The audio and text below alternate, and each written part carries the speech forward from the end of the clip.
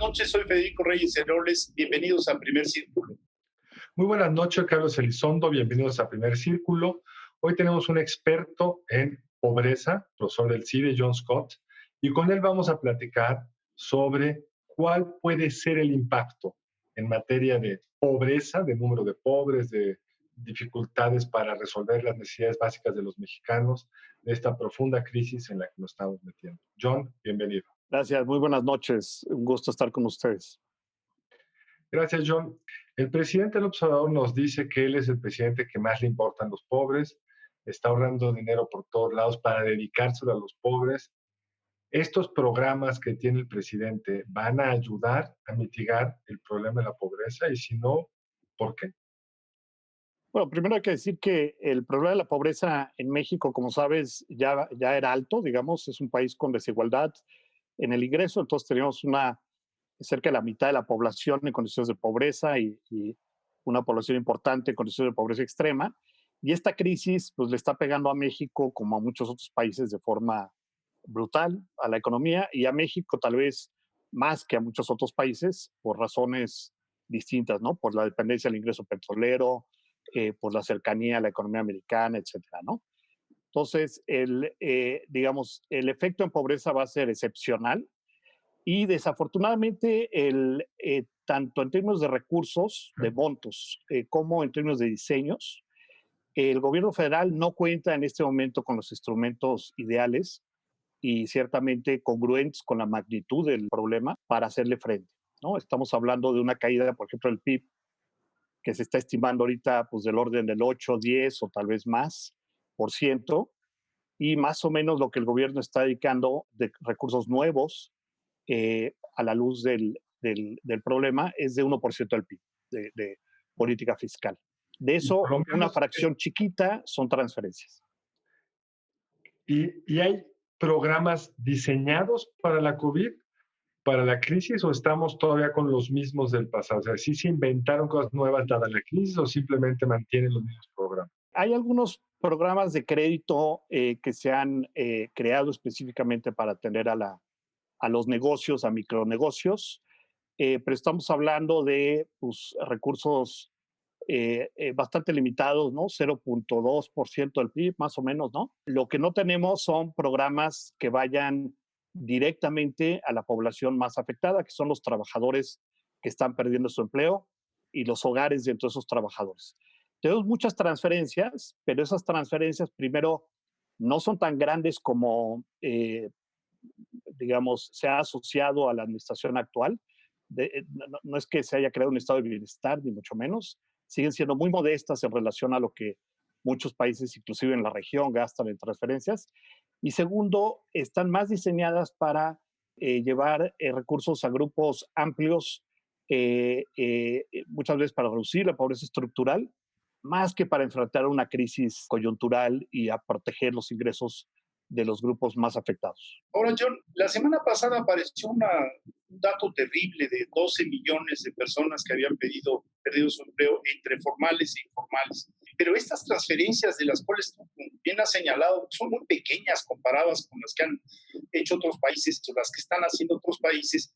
No necesariamente van a cuidar del empleo, es decir, son transferencias que se quedarán cuando más en el consumo de cierto número de familias, siendo que digamos, el eslabón más débil es precisamente el de los informales, que se ven forzados a salir a la calle o que tenían un pequeño establecimiento y tuvieron que cerrarlo. ¿Cómo ves esa problemática? Así es, mira, hay dos problemas. Uno es que hay un conjunto de transferencias, digamos, descoordinado, que ciertamente no representa un programa de protección social o un sistema en sí mismo. Y dos es que los recursos son limitados, ¿no? El gobierno ha anunciado, por ejemplo, que sus transferencias, alguna transferencia le llega al 70% más pobre de la población, es decir, a los primeros 7 deciles, ¿no? De la distribución del ingreso. Es decir, que tiene una cobertura amplia. Pero con los montos que están gastando, eso significa que en promedio cada persona recibe al mes como 300 pesos.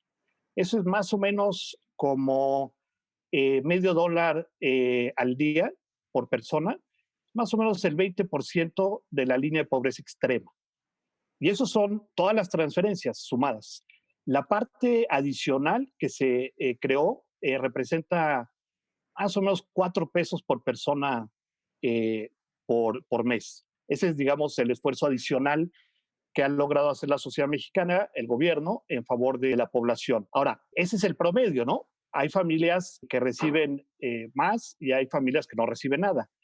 La gran mayoría lo que recibe son los 800 pesos por niño de educación básica, que fue, digamos, lo que quedó de Prospera. Prospera se cambió por un programa de becas, becas Benito Juárez, pero se redujo significativamente, no eran como 80,000 millones de pesos, ahorita son como 30,000, y solamente por cada familia con un niño de educación básica reciben eso. Es decir, más o menos en promedio unos 200 pesos por persona en esos hogares. Y esos son la gran mayoría de los que reciben alguna transferencia, es esa transferencia de 200 pesos. Los que tienen suerte, además, tener un niño en educación media superior becado, o un niño que está, o un joven, perdón, que está en Jóvenes Construyendo el Futuro, o un adulto mayor que están en el programa de adultos mayores, recibe más. Pero ciertamente ninguno de estos programas está asociado directamente a los hogares más afectados, que son esos 12.5 millones que han perdido su empleo, de los cuales la gran mayoría son informales. Ahora, en otros países, John, de América Latina, para no ir a Suecia, aunque queremos tener el sistema de salud sueco, ¿qué han hecho? O sea, porque muchas veces parecería que pues somos los únicos. Es cierto, los únicos que no estamos haciendo nada, por ejemplo, por ese albañil que se quedó sin trabajo, por ese informal que ya no puede poner su puesto en frente a una oficina, etcétera. No, somos de los países que menos ha hecho en términos, digamos, de magnitud. Lo que han hecho otros países, por ejemplo, Perú, Chile, por no hablar de Brasil y Argentina, que tienen programas masivos de transferencias, están gastando 5 o 6 puntos del PIB en programas, en transferencias o en subsidios al empleo, ¿no? Se han hecho muchas cosas. Es decir, no es un problema de falta de instrumentos, hay una riqueza de instrumentos posibles, ¿no? Muchos países, tanto desarrollados como en desarrollo en la región, han, por ejemplo, subsidiado el empleo formal, es decir, le han pagado a las empresas parte del salario de los trabajadores hasta cierto nivel, para condicionar, obviamente, a que mantengan a sus trabajadores, lo cual permite pues, un regreso muy rápido después de la crisis. El problema es que cuando se pierden los trabajos y cierran los negocios, hay un daño permanente. No son los 2 o 3 o 4 meses de la crisis, sino es una pérdida de empleo permanente. Ese es un tema bien importante. Y luego muchos países tienen programas de transferencias condicionadas, como tenía México, pero pues justamente se desmanteló. Ese programa lograba llegar, era uno de los instrumentos más efectivos, probados, digamos, verificados con datos, para llegar a los más pobres rápidamente. Entonces, muchos países lo que hicieron es simplemente aumentar esa transferencia y ampliarla rápidamente. Entonces, tenían ahí una base para reaccionar muy rápido. Aquí la rapidez es lo fundamental, ¿no? Estos 12.5 millones no se van a perder a lo largo del trimestre o del semestre de aquí al final del 2020. Se perdieron en abril. Es decir, esos ya tuvieron un mes sin ingresos laborales. ¿Tenemos el dinero para hacerlo? ¿Podríamos haber gastado? Sí, no es un problema de dinero, ¿no? Más o menos, por ejemplo, si tú quisieras atender a esos 12 millones, que representan como 20 millones si tú consideras sus dependientes y los que además no perdieron su chamba, pero sí perdieron ingresos, que hay muchos de ellos, más o menos 20 millones pudieron haber entrado a la pobreza extrema laboral, digamos, ¿no? Para proteger a esos 20 millones, una transferencia de la línea de pobreza, digamos que es 1,600 pesos por persona al mes, en vez de los 300 pesos que actualmente se ejerce, eh, costaría algo así como 100,000 millones de pesos. Es algo perfectamente factible, es un tercio de las transacciones que están ejerciendo. El tema es cómo le haces para identificar a los trabajadores. Para los formales, pues es fácil, para los informales es más complicado, pero ahí, como sabemos que hay ciertos grupos que podemos excluir, como los trabajadores públicos, los adultos mayores, los jóvenes que están, por ejemplo, recibiendo Jóvenes Construyendo el Futuro o becas, tú puedes acotar el universo de una forma que te permitiría gastar algo de ese orden de magnitud y proteger a una buena fracción de esta población.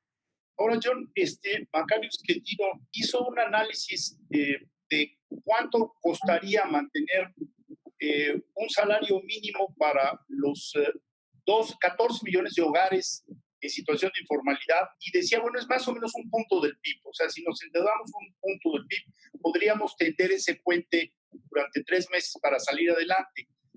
Pero por lo que tú decías, bueno, no hemos llegado ni siquiera a un punto del PIB, estamos en punto 3 o una cosa así. Es realmente la cuestión de las magnitudes sigue siendo desproporcionada en lo pequeña que es en México, ¿no?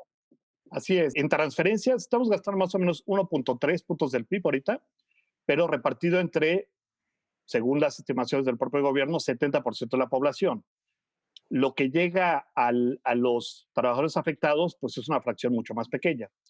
Un salario mínimo ciertamente sería una política que costaría algo así, pero yo estoy hablando nada más de un tercio. Con un tercio de puntos del PIB, cubriría por lo menos la línea de pobreza extrema, es decir, podrían comprar su canasta alimentaria. Un salario mínimo pues los lleva 3 veces, bueno, 2 veces, es el doble de eso. Afortunadamente el salario mínimo se ha fortalecido, sí ha sido un acierto muy importante de las políticas de esta administración.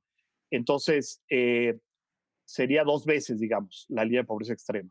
Costaría un poco más, pero sí estamos hablando de recursos muy bajos. Es difícil justificar ciertamente no ejercer esos recursos.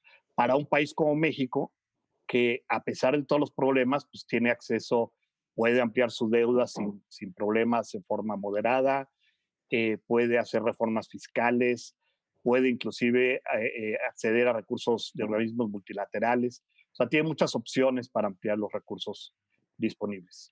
Puede parar proyectos caros. Hay mucho de dónde cortar sin necesidad de parar la actividad del gobierno federal. Ahora, John, al cierre de este año, ¿de qué tamaño va a ser el impacto en términos de número de nuevos pobres, tanto moderados como extremos? Es difícil predecir, ¿no? Y las predicciones pues van cambiando. Por ejemplo, Coneval hizo una predicción al final del trimestre anterior, que era pues entre 6 y 10 millones. Hoy en día, con la información más reciente que tenemos, seguramente está más cercana a 20 millones. La gente que va a perder su dinero por razones laborales. ¿Cuánto se van a recuperar, digamos, por transferencias públicas? Pues tal vez 1 millón, 2 millones, pero difícilmente más. Entonces va a ser la catástrofe de los últimos 100 años. Va a ser una crisis económica y sanitaria histórica en los últimos 80 años, ¿no? La esperanza es que puede ser una crisis muy abrupta y también muy abrupta en el regreso. Pero la experiencia de muchos países que están adelante de nosotros en este ciclo es que pues tal vez no. La única buena noticia es esta recuperación del empleo en Estados Unidos la semana pasada, sorprendente, ¿no? Pues John, muchísimas gracias, el tiempo se nos ha terminado, te agradezco mucho que hayas participado con nosotros aquí en Primer Círculo. Mucho gusto, muchas gracias a ustedes. John, buenas noches, mil gracias por haber estado aquí. Nos vemos la próxima semana aquí en Primer Círculo. Buenas noches. Nos vemos el lunes entrante aquí en Primer Círculo. Buenas noches.